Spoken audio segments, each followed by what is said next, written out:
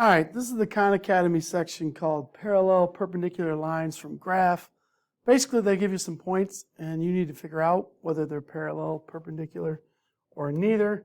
So just a quick little reminder over here to the side that if lines are going to be parallel, then they need to have the same slope, like identical slopes. And if they're going to be perpendicular, aka 90 degrees, they need to be opposite reciprocals.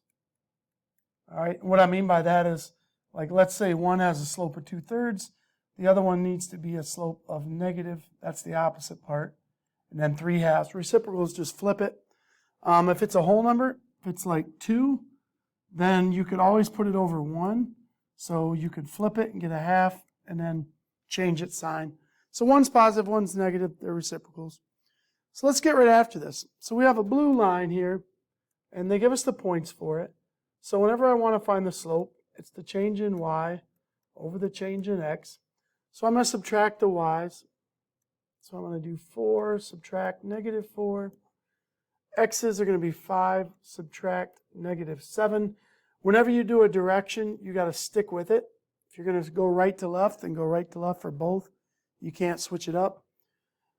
So this is going to be 8 over 12. Always want to reduce it. 4 goes into both those numbers. 4 goes into the top. So if I divide by 4, I get 2. Divide by 4, I get 3. And I've kind of shrunk it down. All right, now for the green line. My green's kind of light, so I think I might just use black here.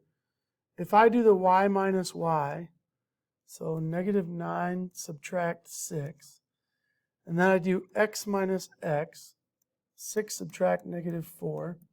Be careful with the negatives there. On the top, add the opposite. On the bottom, add the opposite.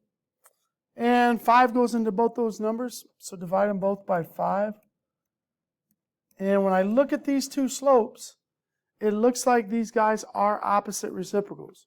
All right, it was this scenario that was happening. One's the flip of the other, and they're positive and negative. So the correct answer here would be perpendicular. All right, let's try another example. Scroll down. This one will go a little bit faster. So we'll do the blue line up here. I'm going to do y subtract y. Guess I should do that in blue. 6 minus 0. X subtract x. 4 subtract -6. Well, that's 6 over 10. And 6 over 10, 2 goes into both those numbers, so that would be 3/5. All right, green line, aka going to be my black line. I'm going to have 7 minus a -2, and then 8 minus 5, and that's plus a positive, which is 9. And that's 3.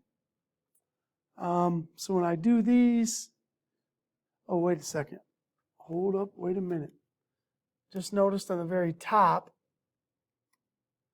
-4 subtract, that was a -4, subtract -6. So add the opposite. That's a 2. 6 divided by 2 is just 3. There we go. And then 9 divided by 3 is also 3. So since they are the same, these two are going to be parallel. Now, if, all right, let's just say if you do one line, let's say you do the slope of line number 1 and you get like 1/4, and then maybe you do the slope of line number 2 and it's like, I don't know, 5, then that's a situation where they're going to be neither. They're not the same, or if they're not opposite reciprocals of each other, then they're just going to cross some old random way.